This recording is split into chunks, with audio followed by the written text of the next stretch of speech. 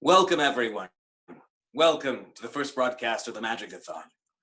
My name is Alexander Thorne, and I'm pleased to have you here for this first broadcast. Now, this came from an idea I had where I realized many of us are being affected by the COVID-19 virus. Many of us in all kinds of ways. Performers, magicians as well. You see, many people don't want to hire performers and entertainers when you aren't able to have a gathering to be entertained. To that end, I decided to put together a little broadcast of the Magic-A-Thon. This will be a weekly series, each week spotlighting different wonderful magicians. This first one, while we are doing it for the benefit of everyone, anyone is able to come in and watch and be entertained. We are still people at the end of the day who need to eat, so any help is appreciated. We will have a link below. PayPal.com/ThornMagic is where we can donate, and each other participant will have their own little links as well. Anyway, enough of that. Let's go ahead and begin.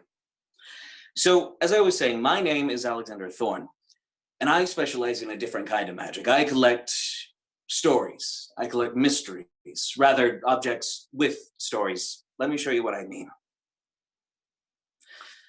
I came upon this acquisition the other day. An exchange sale, a set of old love letters from World War II. And what I found fascinating was they came with rings, multiple set of rings. You see, it was a couple by the name of John and Jane who wrote these letters in 1943. They had spent only a month and a half as a couple before World War II had called John to the front lines. As far as I can tell, he never made it back. And yet she still had both rings to keep as a keepsake.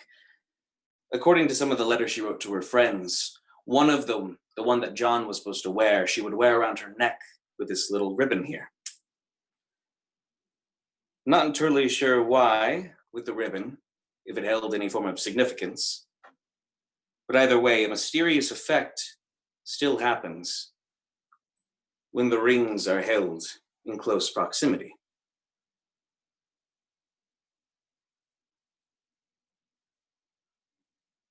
It seems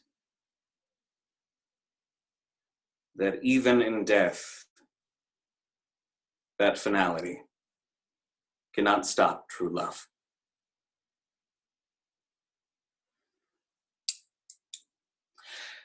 This presentation of mine focuses on two very important things to me. Love, as we saw with the first story, and vampires. The most important things, and we'll get to that in a moment. Another tale of love gone a little bit awry. This is a story of a gentleman named Kenji, lived hundreds of years ago in Japan.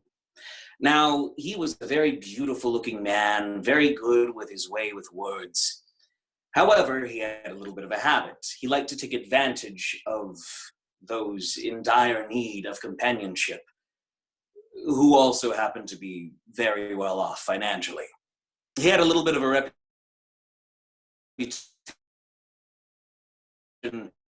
of his area. He would go and woo poetry, and then after just enough time where her coffers had been spilt, then he would disappear, leaving their hearts and homes as empty as their purses. He was not a nice man. And one day he came upon the lovely woman, Amani. Now, Amani was very kind, very sweet, and also, due to a passed away father, very rich. So Kenji saw his opportunity. He wooed her as the best of them, and they spent many a wonderful few months together. Now, the thing that made Amani different than any woman that Kenji had ever been with was she was a majo, a witch. But she was a kind woman. In her local village, she would make herbal supplements, she would make cures. Never in her life had she ever even considered doing anything to harm anyone. She began to hear rumors of Kenji's reputation. Her friends would warn her, so she confronted him, and he made no attempt to deny it. You see, he reasoned that he was providing her a service. He was giving her love, and everything has a price. So her price was her entire savings. She cried as he was packing away his things, and she looked at him and screamed, "Well, my love has a price too. You have no emotion, you have no heart. Therefore, since you have no heart, your body is not fit to have a soul." And to that end, she cast a spell, and he passed away at that moment, his body disappearing. And she trapped his body inside of a little jar. No stopper, no lid, nothing to keep his soul in. And yet, to this day, anything put inside, you can still see his soul struggling to hold on to anything that might provide him salvation. Unfortunately, the person who could have freed him those many hundred years ago is long since passed, without leaving him any form of salvation. Anyway, let's go to another lesson. We've shown 2 stories, 2 sets of strange antiquities, and we end with an important lesson that I think many people need to understand. Now, between you and me, I've been doing a lot of research on this, and I've come to realize, on the subject of vampires, they tend not to be very scary if you think about their weaknesses. Sunlight, holy water, crosses, garlic, silver, salt, all kinds of things could bring them to an end. During the day, they have to remain asleep in their coffins, and they are as helpless as newborn babes. Nothing could be done to help. To that end, vampires have come up with little methods. Sometimes they will employ the hounds of hell, these beasts from the depths, who are there to guard them while they sleep in their castles and in their coffins. But sometimes they also use the employee of what's called a dompire, which is a hybrid between a human and vampire, all mixed together. Now you might ask, what kinds of special powers and abilities do these dompires have? Well, let me tell you, they are able to walk into the sunlight and not be harmed whatsoever. Oh, there are regular humans who have that ability, and some even do it willingly. Okay, well, a dompire is able to eat as much garlic as they want and never experience any form of harm. Oh, that's a naturally occurring thing in people as well. Okay. They can wear silver and suffer no side effects unless it's cheap and leaves some kind of green residue. Okay, I'm not making a good point with this. I mentioned the salt. Yes, the salt. That's an important one. Okay, with the salt, you see, vampires, if you make a circle of salt around their coffins, they are unable to leave. They are trapped. However, if a dompire is within their employee, the dompire is able to take the salt that surrounds that coffin, absorb it into their system, and make it so their master is completely safe. Anyway, ladies and gentlemen, my name is Alexander Thorne. Thank you for joining us today. Up next, we have an amazing performer, the wonderful, amazing, magical Katrina, and she'll be up in just a moment. Woohoo! Hey guys! I would ask if everyone can see me, but I know this isn't interactive live like on Zoom. It's Facebook. I hope you guys can see this deck of cards. So I actually am going to do a little bit of magic for you, but first I wanted to share a secret with you guys. So strange, why am I not? Alexander, am I highlighted as the main video? Because for me, it's not showing my video as large. It's just showing it in the small corner. I think you have to make me the highlight video. Are you there? I'm looking on the main video. It's not. I can't see myself as the main video. Which is pretty important for Jonathan's. Okay, well, I will try to make this work. I screenshotted it so I can show it to you later. But it's pretty important that I can see my screen in big so I can see stuff, but okay. Okay, So, hey guys, thanks for your patience during the technical difficulties. I'm not only going to do magic for you today. Oh, yay! Finally, the host has spotlighted your video for everyone. Yay! Thank you. Okay, so I'm not just going to do magic for you guys today. Yes, now I can be seen. Thank you, Alexander. Woo! Okay, starting over. Back in time. Okay. Hi guys, my name is Katrina, aka the Magical Katrina, and not only am I going to do some magic for you guys today, I'm actually going to let you in on a little secret. I don't know if you know about these, but everyone's buying them up like crazy. Like from stores, supermarkets, people are wearing them everywhere, whether they're sick, whether they're healthy. They're like the crazy new fashion trend everyone's into. Do you guys know why? Not only does it stop you from getting sick and possibly coronavirus and spreading germs, but they're magical. Mm-hmm. Yeah, these little babies, they're magical. And I know you probably don't know what I mean, so I'm going to show you. So I want you to pick a face mask, any face mask. No, I'm just kidding. They're all the same. I'll pick one. So I have a face mask here, right? I'm going to show you what I mean about their magical properties. But first, we need a special magical word. Now, normally I would ask you what some of your favorite magical words are, so I hope you'll just think of some. Right now, during this crisis, one of my favorite magical phrases that I like to say when I'm at the supermarket or on a first date is, "Don't touch me." And I think it works really well during this coronavirus outbreak because, you don't want random people to touch you. So on the count of 3, I'm going to say the special magical word. Feel free to follow along at home, although I won't know if you do or don't. So, okay, 1, 2, 3. Don't touch me. Oh. Okay, I know you're looking unimpressed. That's, you know what? I was using my thumb to make it float. The reason it didn't work is because you guys didn't say it with me. I know I can't hear you, but I can tell when you're saying it because that's how the magic works, is through teamwork. So you guys have to say it with me all at the same time on the count of 3, okay? And that'll make the magic of the face mask work, okay? 1, 2, 3. Don't touch me. Oh my goodness. It's floating. Ah. Pretty cool.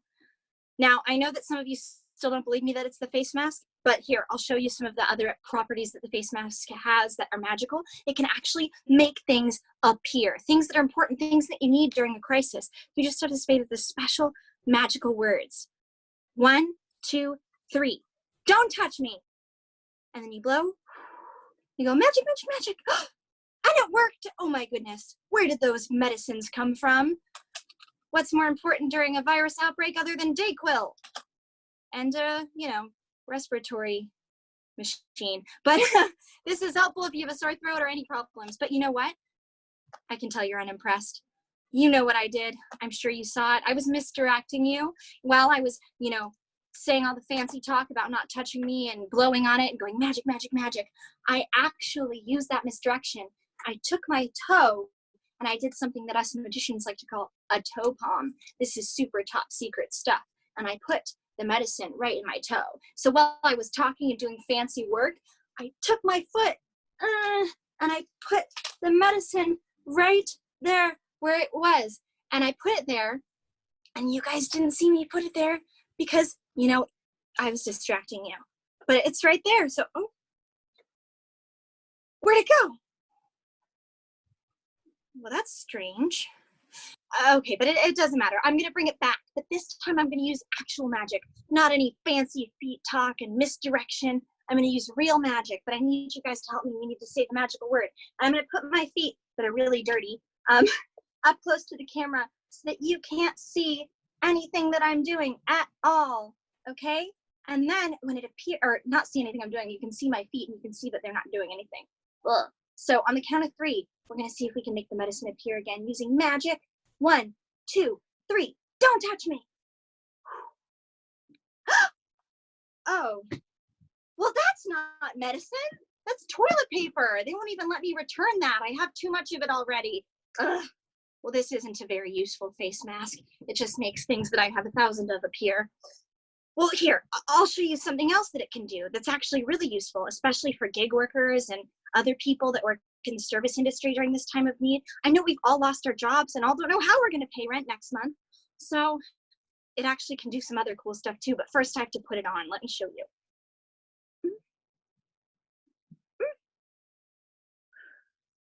Okay. Here's $1, right? If I wear the face mask and I use the special magical phrases that I taught you guys that are special during the coronavirus, I can actually take this $1 bill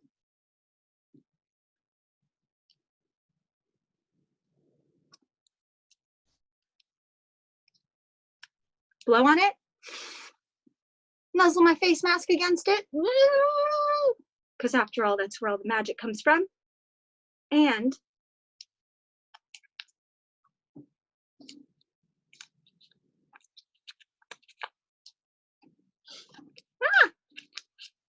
nuzzle, nuzzle, nuzzle.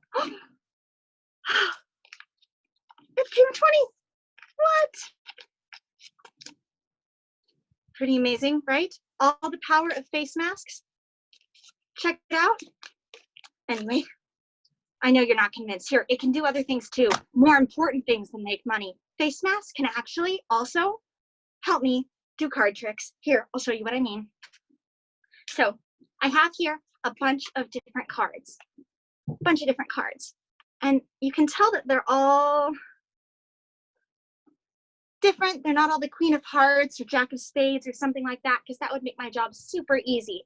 Now, what I'm going to do is I'm going to shuffle the cards.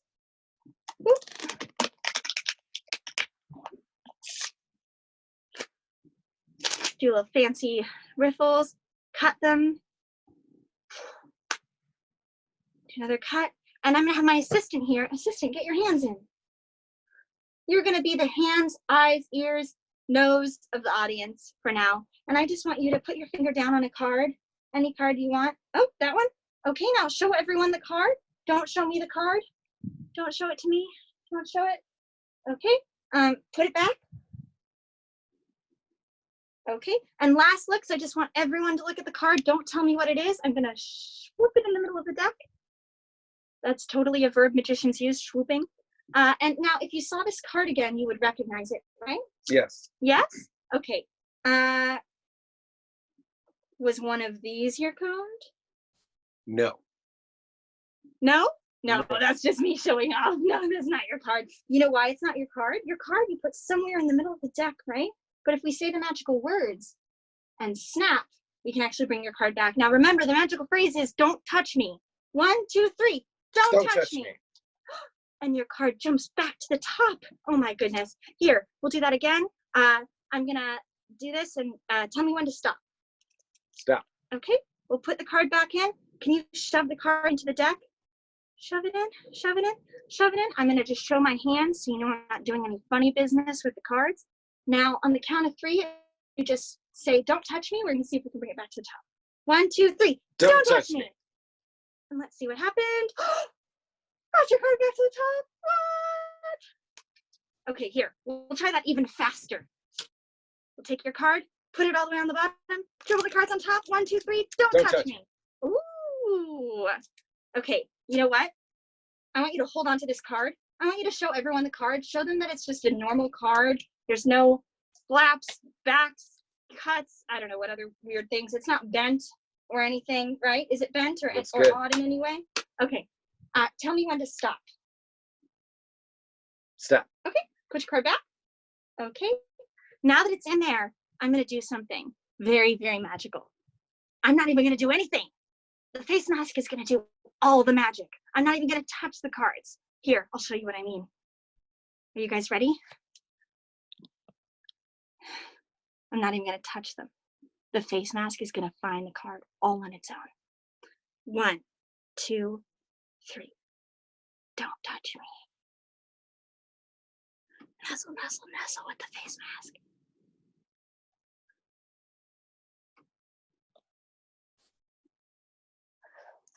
Oh my goodness.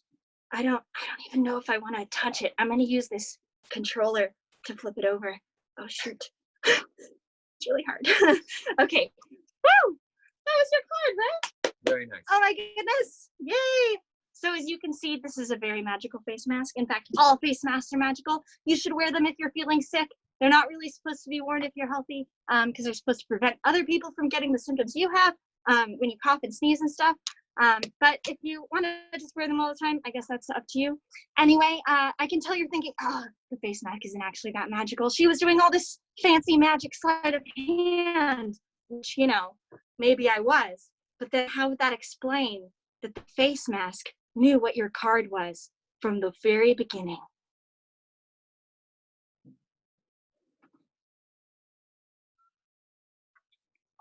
Yay! Says 6 of hearts, right? That was your card. Now I'm going to do a face mask drop.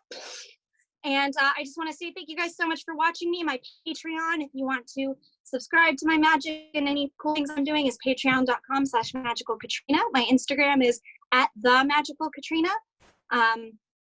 And I bet you're going to love our next performer. He's really amazing. He's toured Seattle, the Northwest. He's based in San Francisco, doing sold-out magic shows. He does mentalism. He's a really amazing performer. I want to introduce Christian Cagigal. Woo!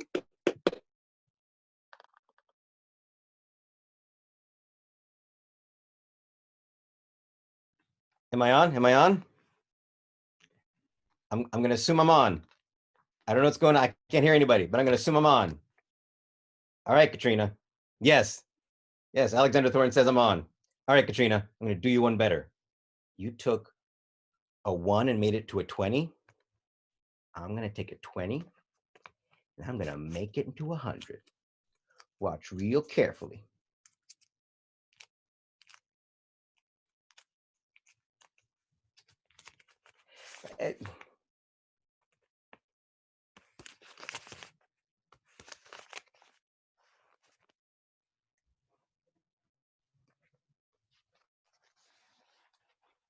I'll just continue. Hi, everybody. I'm Christian Cagigal. Thanks for sticking around. Just a little bit about myself. I am from the San Francisco Bay Area, first generation American. I'm a Latinx male. My mom's from El Salvador. And if there's 2 things that Salvadoran moms are famous for making, it's pupusas and very handsome men. By the way, if I sound weird when I say Latinx, it's only because I'm old. If you're now thinking, he doesn't look old, it's because I'm Latino. We got the good skin. Now, if there's 2 things that showing magic to your Salvadoran family shows you, that there's 2 kinds of Salvadoran reactions to magic: the suspicious and the religious. My mom was suspicious. She didn't believe a single thing I said. Whenever I showed her magic, she'd look at me like this.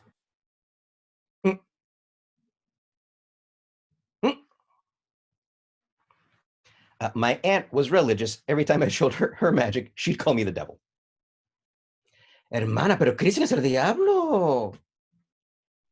Which is funny when your name is Christian.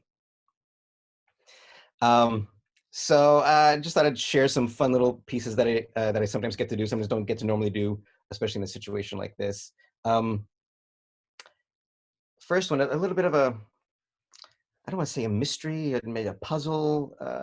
It's played with these very large playing cards. I'm using these very large playing cards so you can all know what it's like to be me.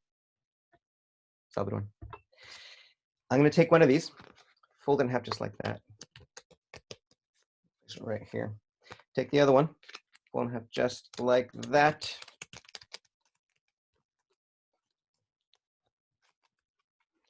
Insert one into the other. And flip them over just like that.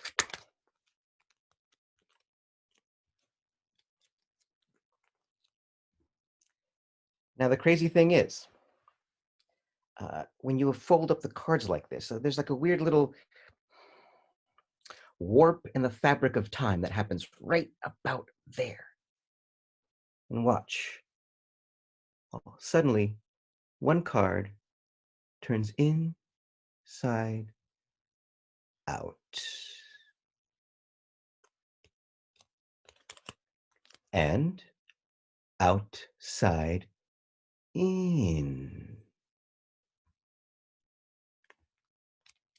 Sometimes you could even make the card go half one way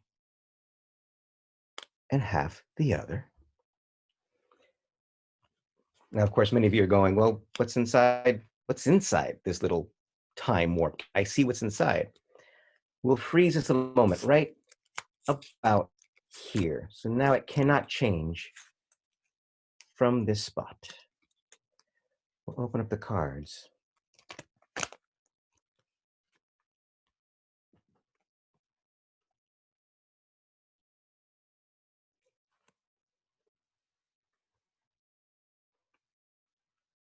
Weird. Magic. Flash one, flash one, flash one. So let's see, who do we have here? Now we're on a delay over here. I'm skipping over to my Facebook screen where I'm watching myself on a delay. Thank you, Stephen. Yes, soy el diablo. Soy el diablo, Stephen. Stephen, you are going to be responding to me on a delay. Pero Stephen, Michael, Patrick, do me a favor. I have here a picture of a lock. Yes, now many of us have all heard the name Houdini. Houdini was famous for escaping from chains and locks. Mr. Stephen Patrick, you're going to be escaping from this very real, very secure lock right here. But to make this special and to make this unique, do me a favor, and I'm going to have to wait for your response by about 10 seconds. Give me a word to write down here so people know I'm not just making this up. Let's see. Yes, he is responding. And I'm waiting for the delay. I'm waiting for the delay. More delay. Alan is on. Yay, thank you, Alan. Hi, Melody. Devil. Fine, devil. Okay. Diablo. Oh, I did it the other way. There we go. There we go. Diablo. In español. With the exclamation point going the other way on the other end right there. All right. Oh, and I'm gonna do this again right out here. Diablo. In terrible writing. Diablo. All right. Trying to keep this card in frame. All right, Mr. Stephen Michael Patrick. I cannot see you in the Facebook frame anymore, so I'm gonna assume in your own delayed way you are replying to me right now. I'm gonna place your Diablo right about there. Stephen Michael Patrick, this is your key. You're gonna use this to escape from that closed lock. Now, normally, I get to do this close up, and people get to touch me. Somebody would be holding onto my fingers, somebody else would be holding onto my wrist to make sure I don't do anything funny. Obviously, we cannot do that, so just pretend you are holding me through the internet. I'm gonna place the key right here in my hand, just like that. I'm gonna bring this camera down. It's not my favorite thing to bring webcams down like this, but the only way to do this for now. I'm gonna bring this a little closer right here. And I have this music box. A little mood music, just like this. And Stephen, just imagine you can make this key turn with only your imagination. Ready, Stephen? Go. Focus in on that key. Focus in on that key. Focus in on that key. Focus in on that key.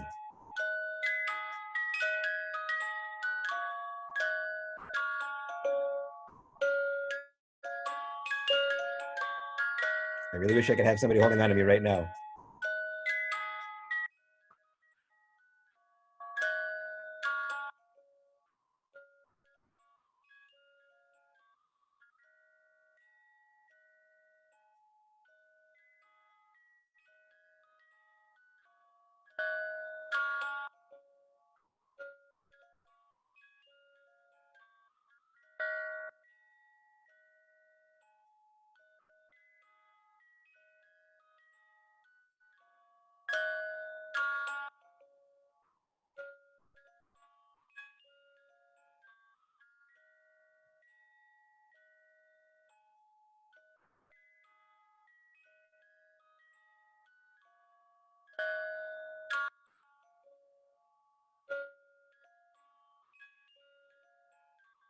You did it, Michael.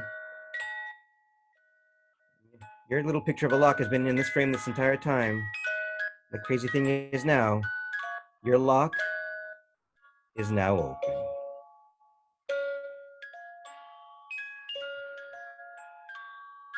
A round of applause for Mr. Stephen Michael Patrick, everybody. Thank you, Steve. I'll send this to you in a mail after I Purell it.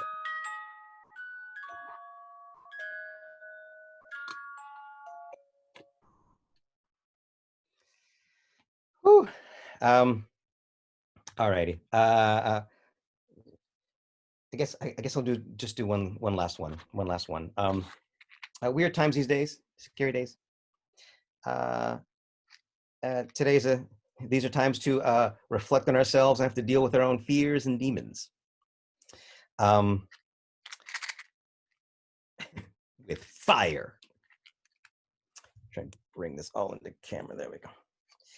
So I have a,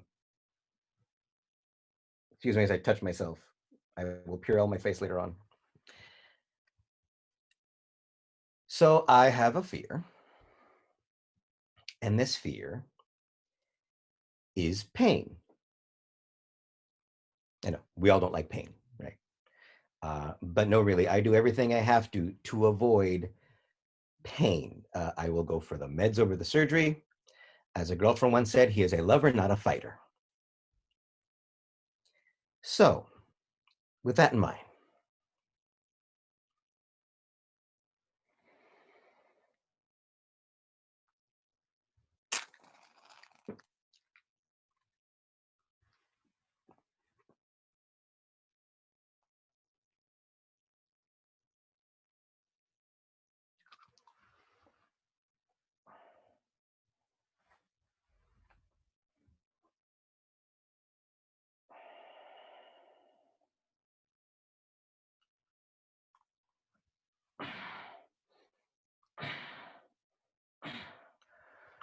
now this is normally, I would pass this match off to someone else.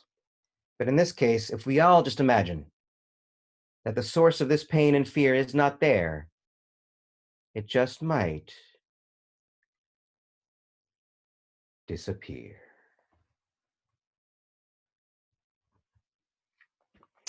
Friends, I'm Christian Cagigal. Thanks for being here. Thanks for having me, Alexander Thorne. Thank you, Katrina.